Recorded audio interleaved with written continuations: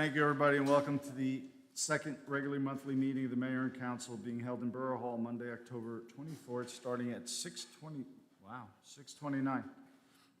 Missy, could you please read the roll? Mayor Nunziato. Here. Councilman Goldsack. Here. Councilman Leahy. Here. Councilman Coakley. Here. Councilman McGowan. Councilman Beg Roberson. Here. Councilman Guzman. Here. Thank you, and if you're willing and able, please stand for the salute to the flag.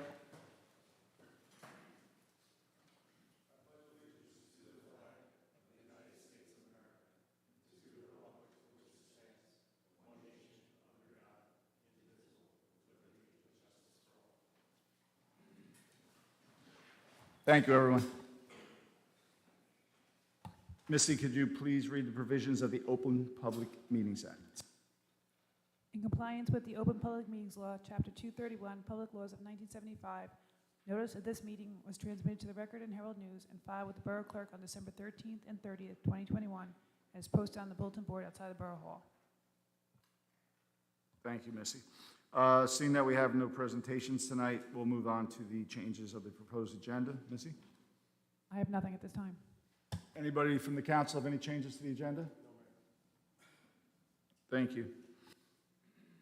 We're going to move on to the hearing of citizens. But first, Missy, could you please read what was mailed in? Yes, a letter from Barbara Obazinski, 50 Orient Way. I attended the planning board meeting on October 20th. Suggestions are coming your way. However, before you get those suggestions, I would like to ask that you consider a couple of things. Please notify all the parking space owners about the possible changes. Please investigate the KIPP garage for the residents of the WC. While Chuck seems to want to work with the current permit holders of the Ettrick Terrace parking lot, I think it only fair that the current permit owners know ahead of time what he is asking. Only the homeowners were notified of the planning board meeting. Also, you should be getting suggestions about working with Chuck to do something with the KIPP garage. I want to thank the planning board and Brian for voicing their concerns about the new 88 parking spaces in Ettrick Terrace lot and the displacement of 43 people who did not know of the plan. Does the plan meet the redevelopment plan? Yes, but does it create more harm than good? I understand that Chuck has 3 permits and I have 1, leaving 43 permits that do not know if that is the correct math. While it is great that the 3-story garage is not currently on the foreseeable future, it could be that this would be revisited by the WC. Chuck suggests to having a valet, which would be great for the new residents, but still displays 43 current permit holders. Perhaps the KIPP garage is closer for them to the walk than Ettrick Terrace and Springdale apartment houses, and therefore no valet would be needed. Perhaps with snowfall, the 80 residents would like a covered garage better than a snow-covered Ettrick lot. DPW has done a fantastic job clearing this lot for the residents, and they have been doing the sidewalks also, which makes it much better to do so that people are not walking on the street. If you are truly committed to the people of Rutherford and are willing to do anything to get the WC going, please don't displace 43 people without a notice. As you are aware, some sections of the apartments are Section 8 housing and cannot afford a much higher fee for parking. The current group of permit owners would be forced out of the lot, and this will create a more pressing situation that occurs on Ettrick every day. Double parking to unload their cars and backing up traffic is an everyday occurrence, not to mention the movers, UPS, and Amazon trucks. Also, people with children might be forced to walk to the KIPP garage to take their kids to school. Imagine rainy or snowy days. This also creates a hazard for the fire department should they need to get down the block, and a curb cutout cannot be done on this small street without taking away sidewalks and parking spaces. I believe that Chuck has revised his parking projects downward and stated last night that there are apparently 600 parking spaces after revisiting his study. Only planning board members stated that near his home, the parking is very well used currently without an additional housing unit. When I got home from the planning board meeting, there was not 1 parking space on the street. We are also coming into the winter months and snow emergency rules, and not to mention the 3-hour parking permit. There is a family who monopolizes the street parking by jockeying multiple cars so they can be in front of their property. Chuck also stated that he would not be using the Ettrick Terrace parking lot for construction staging, leaving me to wonder where he plans on putting supplies. I am hoping that 2 meters that are on Ettrick Terrace currently will remain there. Thank you for taking the time to read this, and I hope you all consider the KIPP parking lot as a solution that would benefit everyone. Barbara Obzinski. Thank you, Missy. Now we're going to open it up for anybody who's here. If you choose to speak, please step up to the microphone, state your name and address, and keep your comments to 5 minutes or less, please. I'm going to make this so quick because I'm on my way to work. Is it on? Hi, guys. Hi, guys. My name's Megan Griff. I'm a resident of 136 Chestnut Street, apartment 305. That's all you said you needed, right? That's all you said you needed with the address, right? I'm just here to talk about the parking situation. I've been a resident at 136 Chestnut Street for the past 5 years. Parking's always been an issue, but now that we've added the new apartment building that's currently being constructed across the street, parking has been a complete nightmare. Recently also, like the 2-hour parking spots are now being enforced again by the police, which is totally fine. I know that's part of the town's ordinances. But now that that 2-hour parking is being enforced, that's at least 8 spots that we're no longer able to park in without getting ticketed or a warning. I currently work 7 p.m. to 7 a.m., so my hours are a little bit more difficult than most, but there are no parking spots, and the people that are doing the construction are not only bringing the construction vehicles, but their own personal vehicles, so it's kind of putting us out of place, the people that currently live there. I'm now currently parking without, the gas lines being placed before that, at least 2 blocks away every single day. So it's just kind of difficult, and I was wondering if there's going to be any solution to maybe showing proof of residency so we can park in the 2-hour parking spot.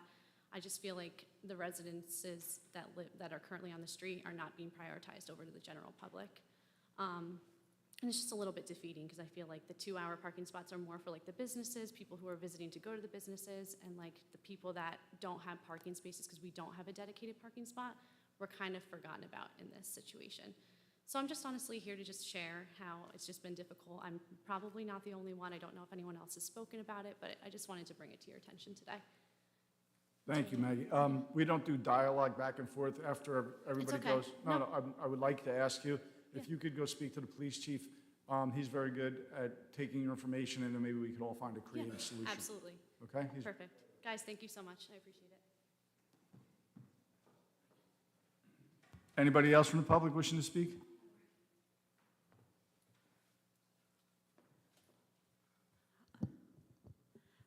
My name is Lois DiTomaso.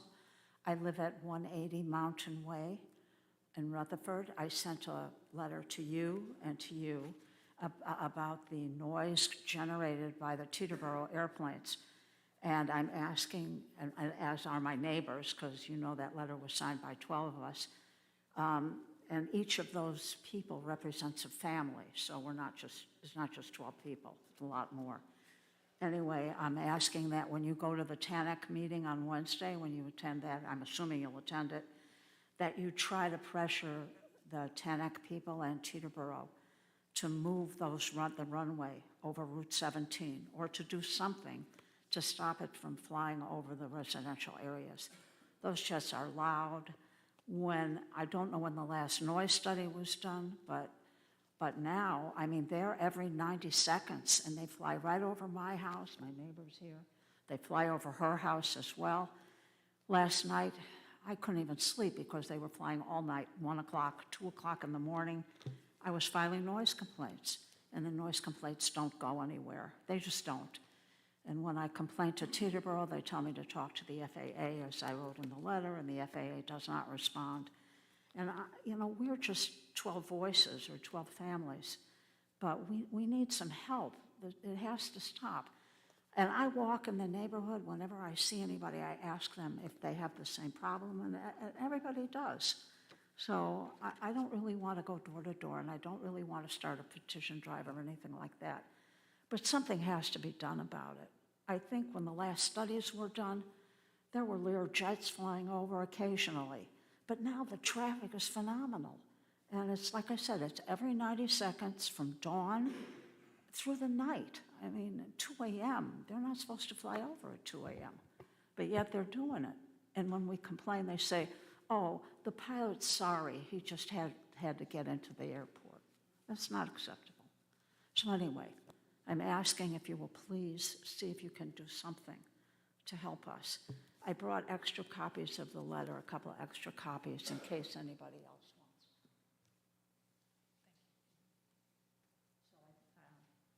I think there's 4 copies there. It's probably not enough for everybody, but you can see what our position is. And my son has been texting me while I've been sitting here, and since 6 o'clock when I got here, there have been 14 planes that flew over my house, 14. So, I mean, it really, we need some help. So I hope that you can provide it. Thank you. Thank you, ma'am. And again, we don't do back and forth, but we will answer your question, or we will speak to what you said right after everybody else speaks. Anybody else from the borough like to speak?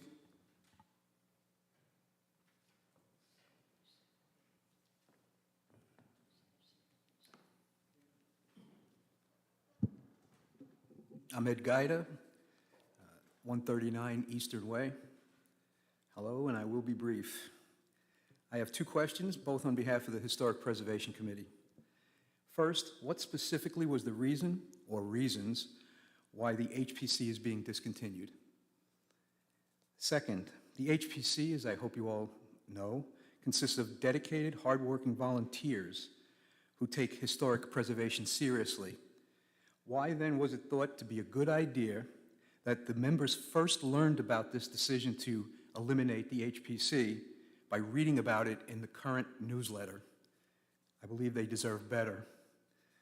The HPC has been honoring notable residents and their families and identifying historic properties since its inception in 1998, creating 2 new committees, the Historic Tribute Committee and the Historic Properties Committee will not be better at preserving the rich history of Rutherford. The word preservation doesn't even appear in either of these titles. There are so many potential problems and conflicts between these 2 committees if they're established.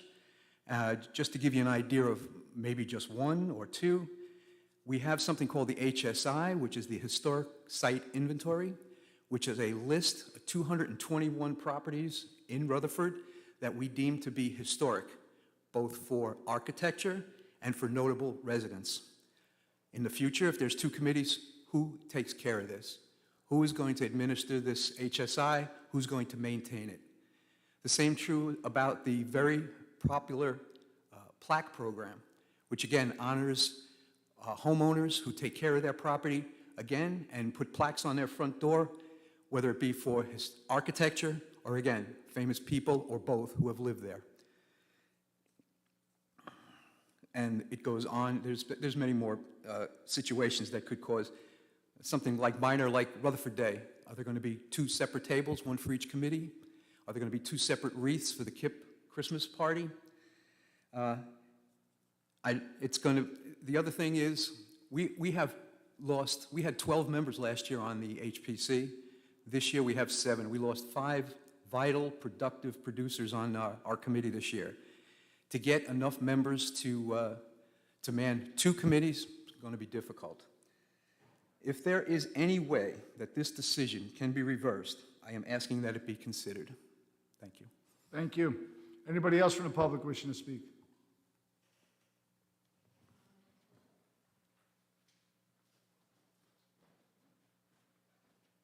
I was actually going to reach out to you because you asked about this, about what time you come up to speak, so I was going to... Yeah, thank you. Now, hello, Greg DeMarinis, 136 Chestnut as well. I'm basically just kind of thirding the open letter that was read earlier, and I believe her name was Megan, just to voice concern about the parking situation. I'm in KIP, so I guess I'm one of the blessed ones, but I have seen the difficulty with parking because I'm on Chestnut and the construction there has been going for years now. I wasn't at the planning meeting that was mentioned in the open letter, but I guess that kind of speaks to the letter. I wasn't aware that any change was going on in the parking garages coming up. I don't know if it affects KIP or not. If it does, then would that be communicated to the people who have membership there and not just like family members, like I'm in apartments. So I guess I'm just bringing that up and thirding the idea that please don't forget about the parking people. Thank you. Absolutely, thank you. Anybody else from the public wishing to speak?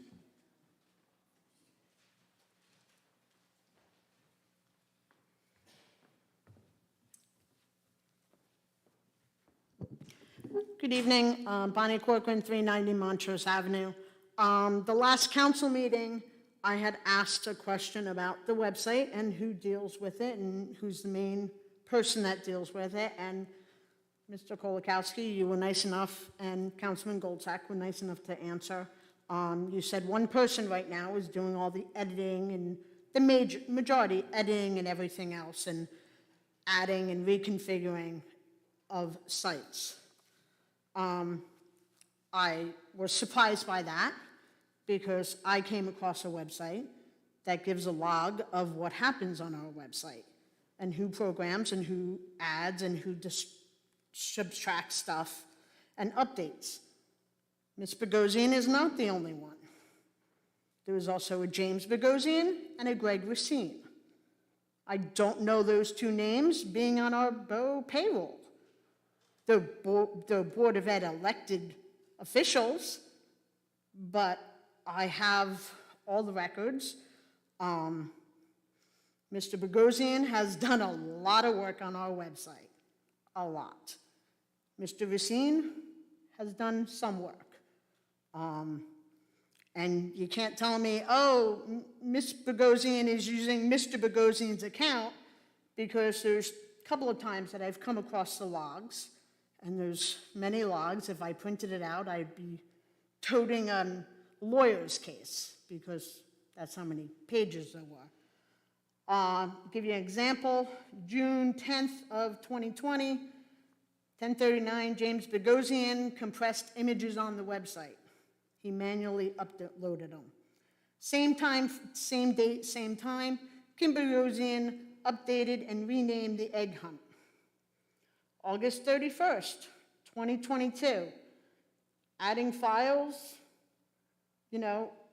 both adding files at the same time. So unless we have, Mission Impossible going in the Borough Hall, we got more than one person going on our website.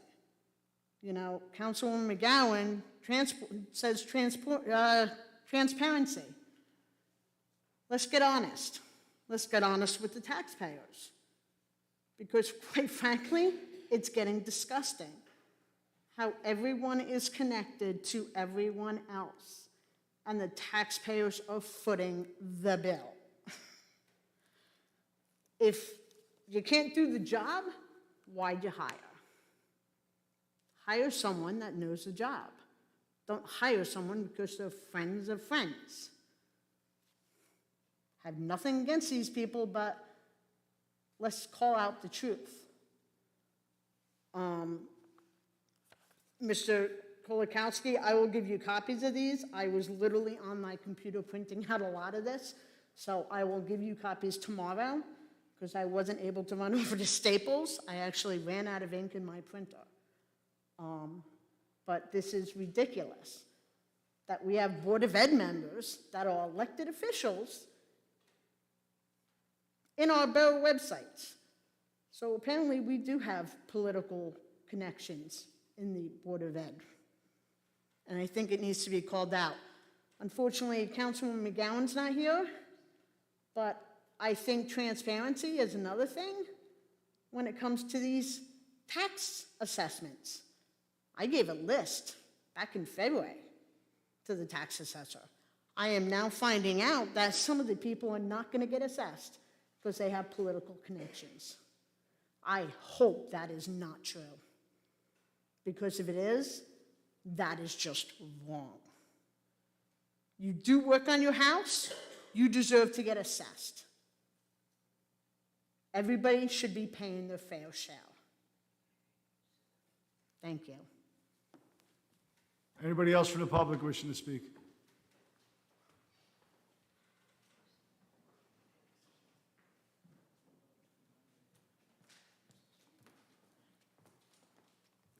How you doing? Greg Racine, 83 Sylvan. All right. So my name came up just now. I want to explain why my names are in the GitHub pull request logs, right? It gets kind of technical, but I can explain what happens, right? Being a member of the Green Team, right, I can make changes to what will be on the Green Team website, right? So normally people would send changes to Zagosian, she would enter them, right? Me, being a little more technical, I'm able to go to GitHub, which is public. Anybody can do this and make a suggested change to the website, submit it, it gets approved by her, and goes onto the website, right? Not being paid for it, it says my, right? So it's being done as a member of the Green Team. Right? Additionally, right, helping out for the past 2+ years with the COVID, right, the COVID charts and COVID analytics. Every day there are bots that run that pull down data, right, update charts, compress images, put them onto the website, right? Mr. Bogosian was working with me as part of the data team to write this code. We did it all free of charge for the borough. We have a whole code base anybody can look at and download, right? So that's where I know at least I speak for myself, right? And for some of Mr. Bogosian, those were a lot of these daily automatic edits where the charts are being made, right? And anybody can go make a change and it can be done. So if you know how. So that's my involvement. No money changed hands. Okay. Thank you for the clarity.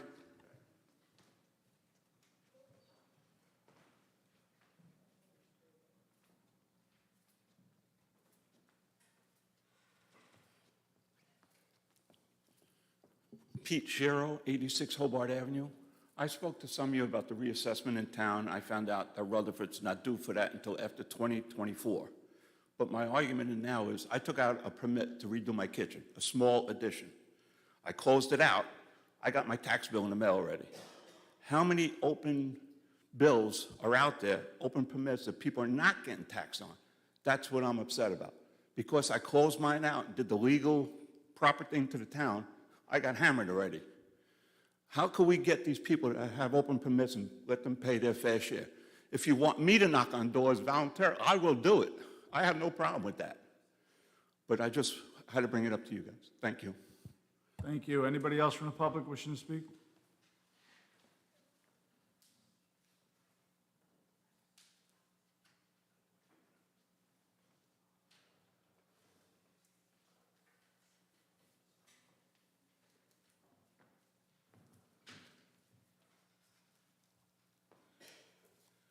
Good evening, everybody. Adam Zor here, 94 Vreeland Avenue.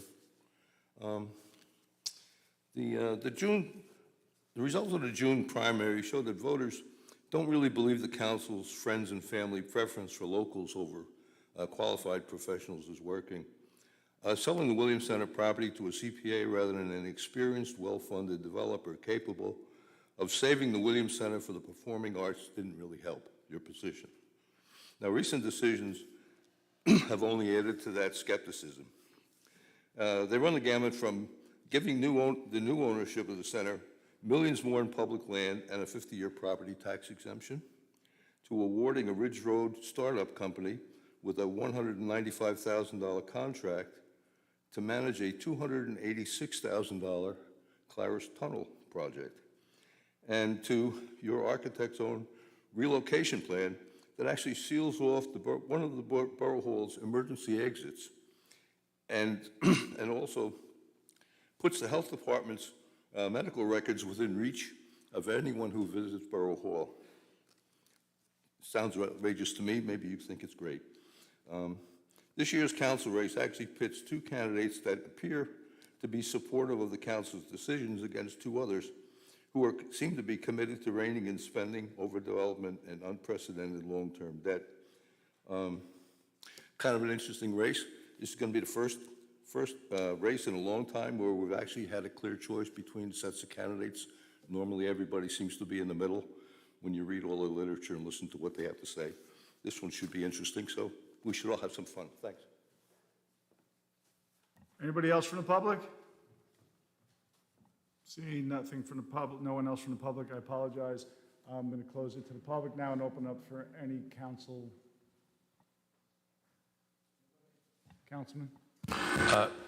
Excuse me. Thank you, Mayor. I would just like to reiterate and echo Mr. Racine's commentary on how the website is handled and managed. As someone who builds and designs websites for a professional living, the number of people that can access a GitHub or similar workspace to be able to expedite processes and content uploads and things like that is astronomical, right? These people are all vetted, they are parts of the system. I myself hire people from all around the globe that touch my clients' work. I am incorporated, there are the insurance and the buffers in place, very similar to the way we have it established here. There's nothing nefarious there.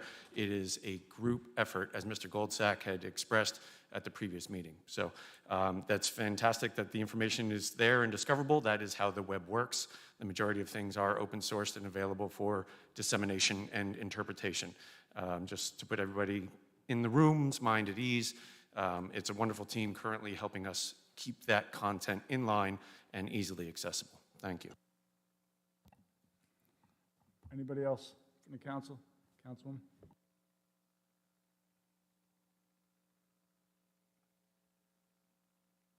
Oh, I'm sorry. I just think that, I want to start with the website. I just think that no one should be accused of not being able to do their job. That's quite an accusation, you know, and I think you need really clear evidence that someone is not able to fulfill the duties of their job. And we have a whole borough of employees that work so hard, work long hours. I just think before you make an accusation like that, it should really be clear and there should be evidence. And let's talk about the changes to the Historic Preservation Committee. Mr. Gaida, I sent you an email on Thursday asking you to speak, and we had a conversation on Friday on the phone. And I said to you, out of respect for you as the chairman of the committee, I felt like it was important to give you a preview of the changes that were coming. And you yourself even agreed that it's been a pull, you know, the Historic Preservation Committee, and if I could read the mission, right, it's to support and encourage the preservation of historic architecture and aesthetics of Rutherford, New Jersey. We also honor our town's history and the significant contributions of our past residents. So you yourself agreed that it's been a pull, it's been difficult because the HPC has been trying to focus on buildings and it's been trying to focus on people. And that's why you actually created 2 sub-teams within the committee to focus on both things. So you yourself agreed that, wow, this might be a good idea. So I wanted to give you the preview so that when your counterparts contacted you after the newsletter came up, that you could speak to them. And of course, you changed your mind and you have every right to change your mind about how you feel about it. But I just don't think it's accurate that you said you had no preview, because you did. And the thing about it is that it's not, we actually care deeply about the history of Rutherford, and that is why we decided to focus on 2 things. So I'm going to read it. So the Historic Tribute Committee, to identify, preserve, and celebrate the legacies and accomplishments of individuals, as well as the cultural contributions of communities that have helped shape Rutherford as we know it today. As we know, Rutherford has a rich Italian history, rich Irish history, rich African-American history. And we really want to make sure that when we create this committee, we can pull in individuals that can really support upholding this history of people that's not always tied to buildings. It's not always tied to buildings, but sometimes it might be, and that's where collaboration comes in. Now, the Historic Properties Committee, to identify and bring awareness to buildings of historical and architectural significance in Rutherford, maintain initiatives such as walking tours with a focus on educating the public to give them a better appreciation of Rutherford's surroundings. And you mentioned the HSI. We're not taking that away. We're not taking that away at all. We just want that committee to be able to focus on the historic buildings and another committee to be able to focus on that rich history, rich history that so many of us do not know about. And I know there's concern about where people will land, but it is at the mayor's discretion in January to decide who is in each committee, as it happens every year. But we are not taking away, we're actually adding, because this is an incredible town and we care so deeply about the history. The issue with the airplanes, I don't have an answer, but I know it's very difficult for residents, and I know our mayor cares deeply about it. and we're going to work with him. I don't know what the solution is, but I know that, I even know some residents have downloaded apps that tell them, how close an airplane is. I know it's an issue, and I thank you for coming, and we will take this seriously. Thank you. Thank you. Everybody's good? Councilman? Thank you. Excuse me. Thank you, Mayor. I'd like to also speak to Mr. Guida in regards to the HPC, the rumors that are out there that it's being disbanded, which is not the case. The HPC is being renamed and repurposed. The focus needs to remain. And just for clarity here, I was the liaison for 2 years prior to my council colleague, Ms. Robertson, taking the reins on as liaison this year. I've seen some very productive, the 2 years I was there, I've seen some very productive activities. I also seen where many people didn't come to the table with anything to do, and the onus was always put on a handful of people.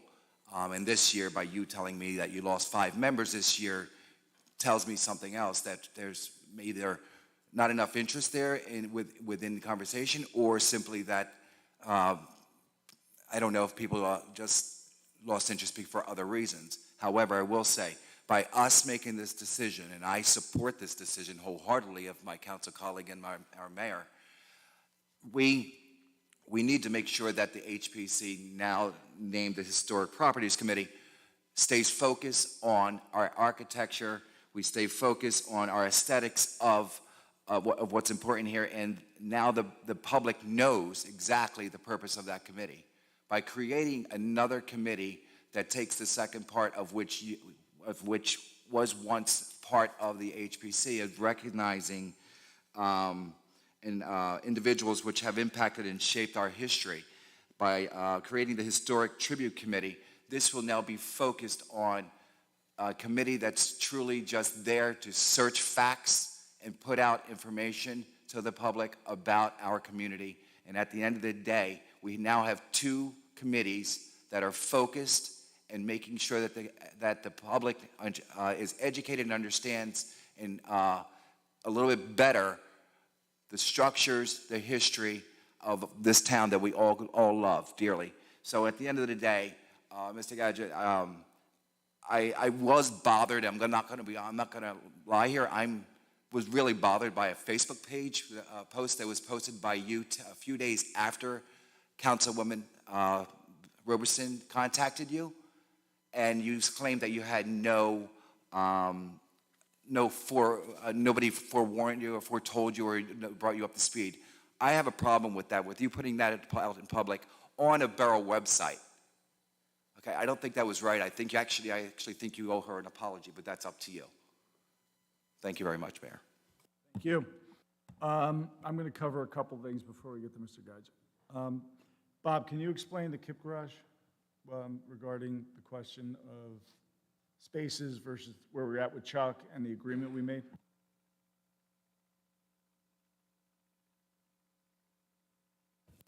So with regards to the KIP garage and the proposed development with the Williams Center, there's nothing in stone. I know the planning board kind of addressed the issue with Mr. Olivo. Anything that's going to happen with the KIP garage still needs to be negotiated with the Borough of Rutherford.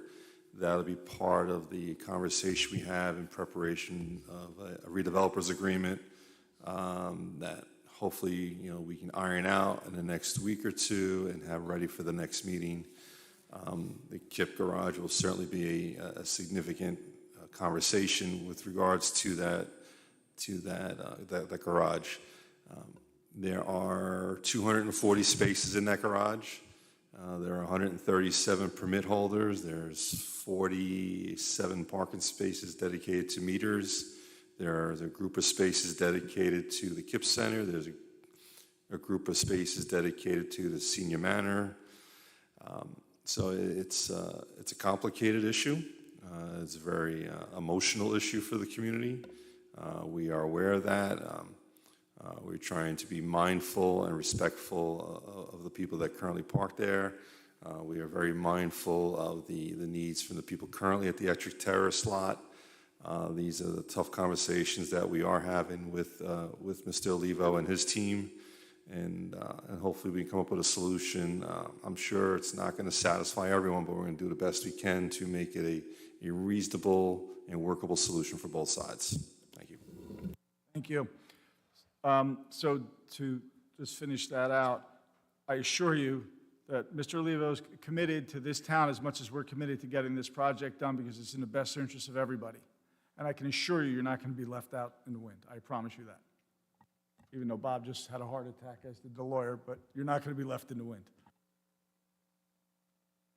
This is a second meeting, so there will be opportunity to make one more attempt. You can come up one more time at the appropriate moment. During the and the second part of the agenda. Ms. DiTomaso, we had a special meeting with the TANAC Commission Wednesday, where the other parts of Bergen County have asked to have just as much right to have a voice as we do, but right now it's committed to 5 miles of the airport. So now the upper Bergen County towns who have had have been very less impacted than us with the air traffic, want to have a voice to redirect more air traffic. So we denied their request at the special meeting. We were going to be discussing at the general meeting redeploying monitors, noise monitors, and we've already suggested your neighborhood be part of that. So you can reach out again. Actually, you never left your phone number when you sent the certified letter, so I didn't want to not address this with you, but I assumed you'd be here. Otherwise, I would have found a way to get to you. You did leave your address. But yes, we did address this with the other communities. We're also discussing other flight paths that were used in the past. There are other air routes that they can take off and land from. Very, very much in its infancy. I don't want to mislead you, but we are addressing it. And we've already suggested they redeploy noise monitors to your neighborhood. So we'll keep you up to date on everything that's going on, or you can attend the general meeting that's coming up, I believe, next week. So that's where we're at with that. But I did get your letter. We did speak to them, and they're going to, we're about 90% getting you a noise monitor redeployed to your neighborhood. So that's where I'm at with that. Mr. Gage, I have the authority right now to throw you off. You insulted. I know for a fact that the councilwoman told you prior to the event. I know it's true. Councilman Guzman knows it's true. Okay, you can say what you want, sir. She's the only reason you're still here. So you have till January to apologize to her. That's when I make the next set of appointments. Thank you. I have nothing else at this point. We're going to move on to the regular. Council President. Thank you, Mayor. Oh, hold on one second. I'm sorry. I'm sorry, Pete. What did I leave off?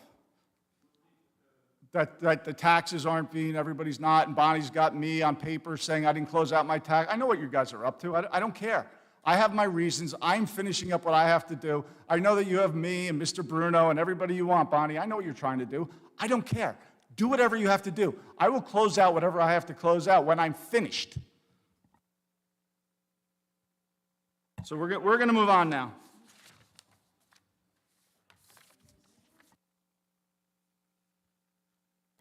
Done with political games. All right, Council President, thank you. Thank you, Mayor. First, we have the approval of the regular meeting minutes of October 11, 2022. Absent were Councilman Malahy and Councilwoman Begg Roberson. Motion. Motion by Council President. May I have a second? Second. Second by Councilman Coakley. Any questions or comments by the council? Seeing none, may I have a roll call? Councilman Goldsack? Yes. Councilman Malahy? Abstain. Councilman Coakley? Yes. Councilman Big Robertson? Yes. Councilman Guzman? Yes. Thank you. Thank you. Next, we have resolution number 204. This is amending resolution number 198, authorizing the procedures and conditions regarding the public sale of 2 new plenary retail consumption liquor licenses. Motion. Motion by Council President, may I have a second? Second. Second by Councilman Guzman. Any questions or comments by the council? Seeing none, may I have a roll call? Councilman Goldsack? Yes. Councilman Leahy? Yes. Councilman Coakley? Yes. Councilman Big Roberson? Yes. Councilman Guzman? Yes. Thank you. Next, we have resolution number 206.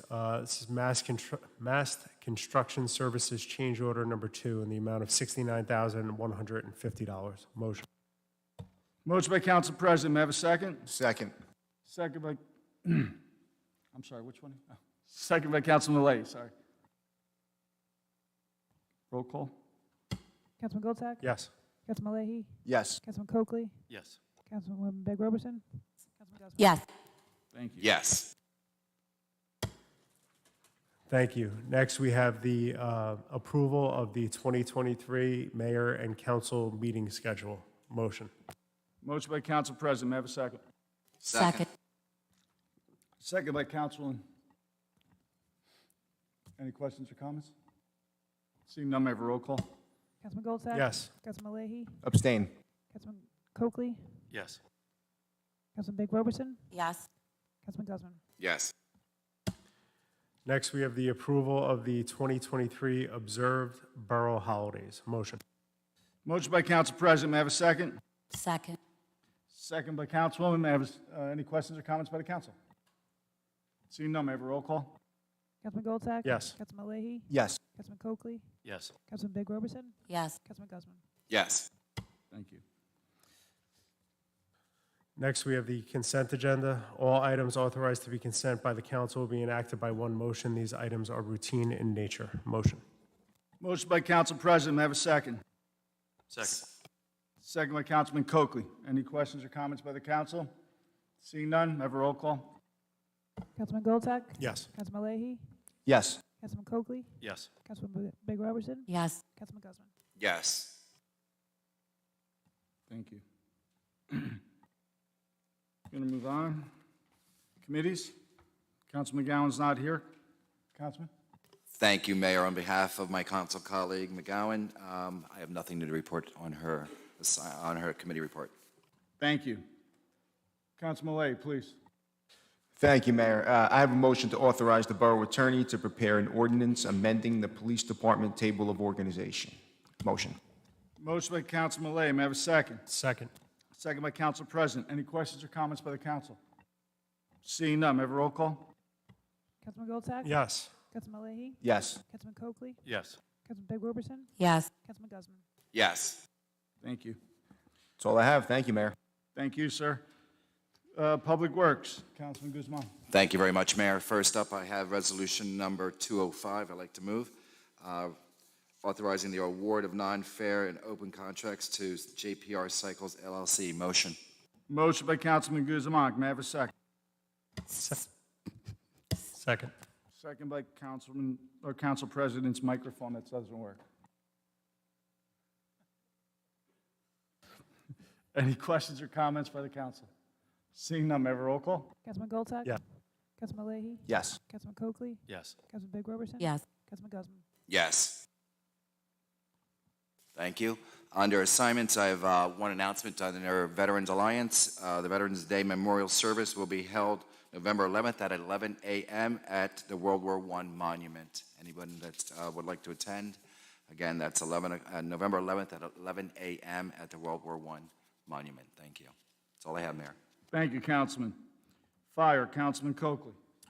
Thank you, sir. I make a motion to accept Mark Schlem as member of Engine Company 4, effective October 2nd, 2022.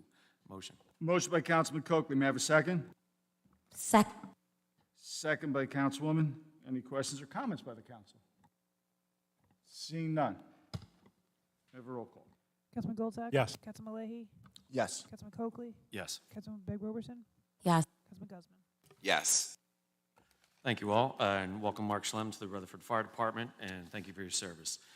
Secondly, I would like to move forward a resolution number 201, authorizing non-precedent setting sidebar agreement with the employees union AFS-CME Local 2420. Motion? Motion by Councilman Coakley. May I have a second? Second. Second by Councilman Malay. Any questions or comments by the council? Just a quick explanation. This is in line with bringing our 2 current Bureau of Fire Safety employees up to pay grade worthy of their time allotted and in comparison to other municipalities around us. Thank you. Thank you, sir. Roll call? Councilman Goldsack? Yes. Councilman Leahy? Yes. Councilman Coakley? Yes. Councilman McGowan? Oops, Councilman Big Roberson? Yeah. Councilman Guzman? Yes. Thank you. Thank you. And in closing, for those of you listening in or going to listen to this recording afterwards, if you weren't able to make it to the Battle of the Bands last night at the Williams Center, it was an incredible moment for our local youths. I want to give a special shout out to Mr. Olivo, who's here in the room, for opening the doors to that incredible venue. Former Councilman Eddie Naruki, Paul Frazier, James McGill, and a slew of others, Jeff McGowan, who worked with these kids and taught them how to come together in a band. And wow, it was a lot of fun. If you can, search out most of those names on Facebook. They have been posting videos and photography. Sammy Abawad has some incredible black and whites from inside the venue. It was just a magical moment, and hopefully it'll be, moving forward, a staple in the Rutherford community. Thank you. Thank you very much, Councilman. Councilman Roberson. Okay, so I just want to share about my liaison assignment, the Historic Preservation Committee. So as I said in my newsletter, there are going to be 2 committees, the Historic Tribute Committee and the Historic Properties Committee. And the reason for this, in the past few months, we have been talking to residents who have lived in Rutherford for a long time, who have so many incredible stories to share about people of such different backgrounds who really made a difference in this town that we do not know of. And I just hope we can really focus on those people and really bring honor to them. So I'm not a Rutherfordian. I wasn't born in Rutherford, but there's just such rich history here, and I'm just really excited about the work that will come out of this committee starting next year. And thank you to Mr. Olivo for all the events that you have at the Williams Center. I feel like I'm there every weekend. Maybe you need to start paying me, because I come every single weekend. But just thank you for all the culture you're bringing to our town. That's it. Thank you. Thank you, Councilwoman. Recreation, Council President. Thank you, Mayor. Nothing to report under my recreation liaison assignment. Under my community events, I'd like to make a motion to accept the 2023 Borough Events Calendar. Obviously, this is tentative, depending on how things shake out next year, but wanted to put things in place so the mayor and council next year and the residents have an idea of what events will be on the horizon. Motion. Motion by Council President. May I have a second? Second. Second by Councilman Guzman. Any questions or comments by the council? Seeing none, may I have a roll call? Councilman Goldsack? Yes. Councilman Leahy? Yes. Councilman Coakley? Yes. Councilman Big Roberson? Yes. Councilman Guzman? Yes. And that's all I have. Thank you, sir. I have several appointments this evening. First, I'd like to reappoint Genevieve Kazmarek, Social Services Director, for the term of 5 years in accordance with the rules and regulations of the State of New Jersey Civil Service Commission. I ask for council consent. Motion. Motion by Council President. May I have a second? Second. Second by Councilman Guzman. Any questions or comments by the council? Seeing none, I will just say that Genevieve is incredible. She's a great resource for this county, this community, and what she did during COVID was nothing more than stellar. So, Missy? Councilman Goldsack? Yes. Councilman Leahy? Yes. Councilman Coakley? Yes. Councilman Big Roberson? Yes. Councilman Guzman? Yes. Thank you. Next up, I have John Melfa, Fire Prevention Specialist, in accordance with the rules and regulations of the State of New Jersey Civil Service Commission, retroactive to July 1st, 2022, Step 4 in the Step 6 contract, Bob, is that correct? Yes. Thank you. All right, salary guide. I'd ask for council consent. Motion. Motion by Council President. Second? Second. Second by Councilman Coakley. Any questions or comments by the council? Seeing none, may I have a roll call? Councilman Goldsack? Yes. Councilman Leahy? Yes. Councilman Coakley? Yes. Councilman Big Roberson? Yes. Councilman Guzman? Yes. Thank you. Next up, I have Michael Hook, Fire Prevention Specialist, in accordance with the rules and regulations, State of New Jersey Civil Service Commission, retroactive July 1st, 2022, Step 1 of the, do it again, Bob. 8-step salary guide, thank you. Motion? Motion. Motion by Councilman Coakley. May I have a second? Second. Any questions or comments by the council? Quickly, Mayor, this is just in line with the resolution we just passed for the salary guides. Thank you. I'd also like to give him a special shout out. As you know, there was a multi-fire truck accident in Patterson recently where he is a captain and he was in the truck behind both vehicles and was in the incident commander and did more than an exceptional job handling that. So I want to give him a big shout out. Now I'd ask for council consent, motion, I'm sorry. Councilman Goldsack? Yes. Councilman Leahy? Yes. Councilman Coakley? Yes. Councilman Big Roberson? Yeah. Councilman Guzman? Yes. Okay, now we're going to open it back up to the hearing of citizens to agenda items only. Anybody wishing to speak, please step up to the microphone, keep your comments to 5 minutes or less, and please state your name and address. I'll give you a little attitude.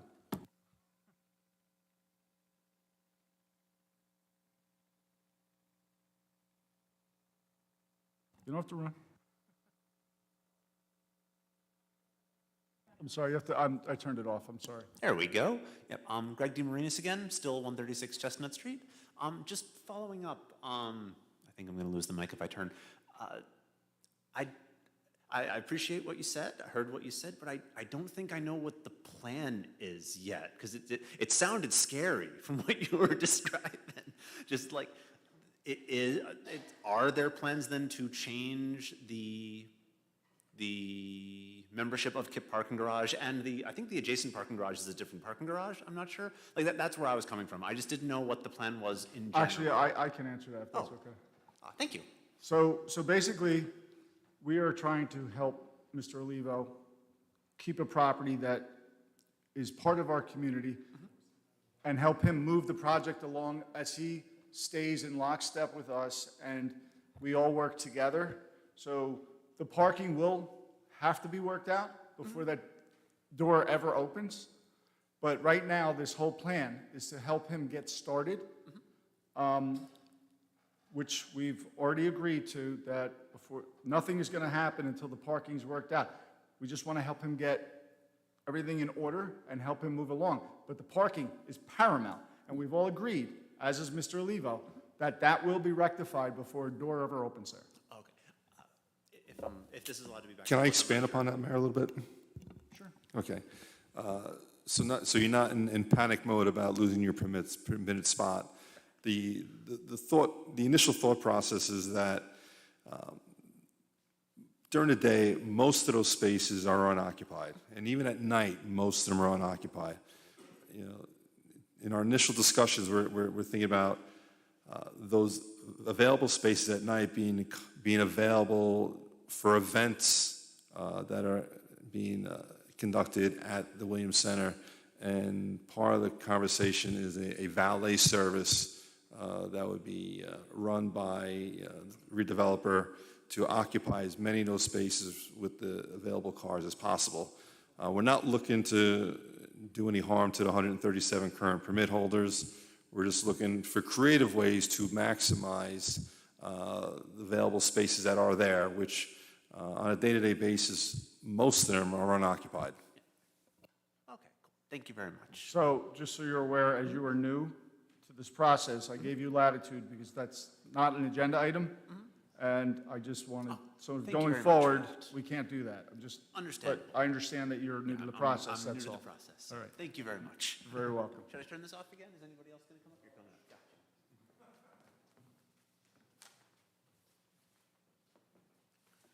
Good evening again, Adam Zora, 94 Vreeland. I have a question about the CO2 for mast. I noticed that it's the second one. We had one last year. This one is for $69,000. Last year we did a $131,000 change order. which brings the total to about $200,000. And that compares to the original contract size was only a little over $373,000, which means we're adding more than 50% to the contract price. And I'd like to know what these two COs are doing, what we're getting for that, what's being accomplished that wasn't part of the original contract. Because it seems we should know what that is. I mean, it's massive numbers. Thank you. Anybody else from the public wishing to speak? Seeing none, I'm going to close it to the public and now open up for any final council comments. Councilman? Thank you, Mayor. I'll defer to the Borough Administrator, Mr. Zor, to offer you an explanation as to the change orders related to the police building.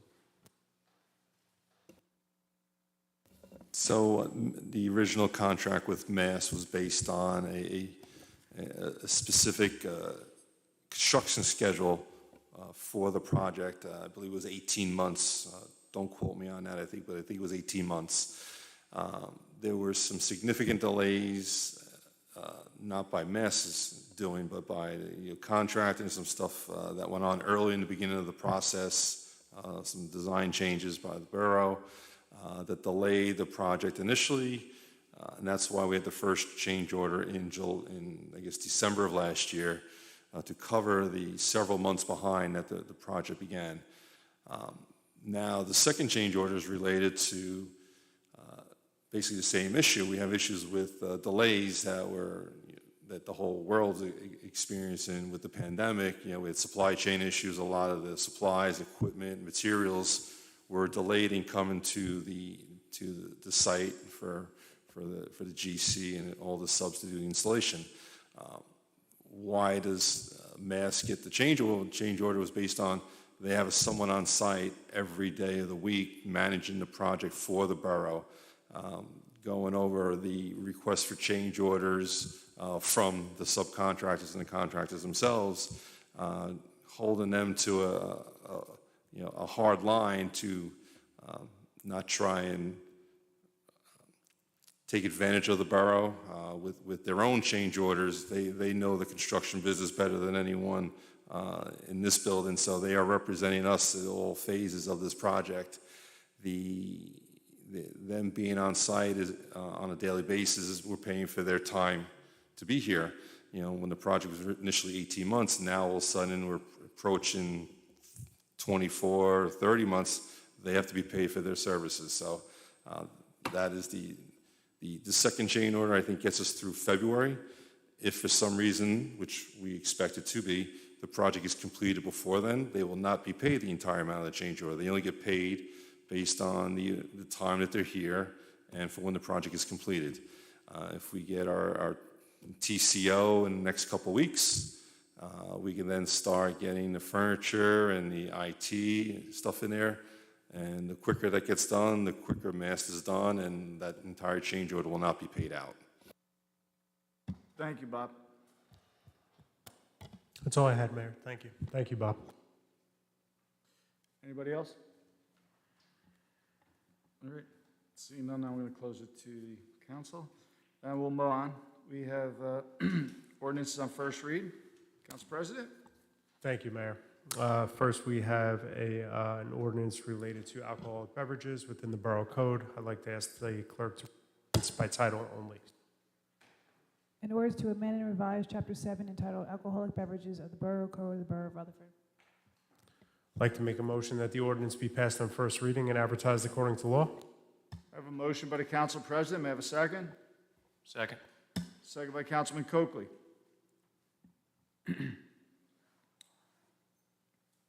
Anybody, any discussion? Seeing none, may I have a roll call?